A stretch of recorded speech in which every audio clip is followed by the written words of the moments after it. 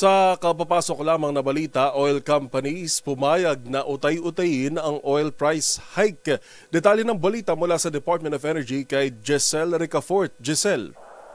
Joel, pumayag nga yung mga oil company sa hiling ng Department of Energy na utay-utayin yung implementasyon ng taas presyo sa mga produktong petrolyo. Iyan yung sinabi sa Rizal H ni DOE Oil Industry Management Bureau Director Rino Abad kasunod ng naging pulong ng mga kumpanya ng langis at ng mga energy official kabilang si Energy OIC Secretary Sharon Garin at itong si Undersecretary Alessandro Sales. Ibig sabihin, magiging unti-unti o staggered, hindi bagsakan yung aasahan natin na taas sa mga produktong petrolyo bukas.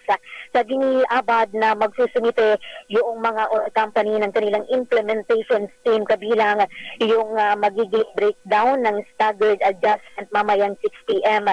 Sinabi naman ni Garin na pagpapakita raw yung meeting ng kolektibong hangarin na balansehin yung economic realities ngayon at yung pangangailangang protektahan yung mga mamamayan laban sa biglaang pagtaas ng presyo sa gitna ngayon ng nagpapatuloy na sagupaan sa pagitan ng Israel at ng Iran. Makikipagtulong naman si Garin bukas sa mga opisyal ng Department of Transportation at Department of Agriculture upang talakayin yung agarang pagpapatupad ng subsidiya o yung fuel subsidy para sa mga tsuper ng pampublikong transportasyon at mga lokal na magsasaka sakaling lumagpas pa ng $80 kada bariles ang average na presyo ng krudong langis.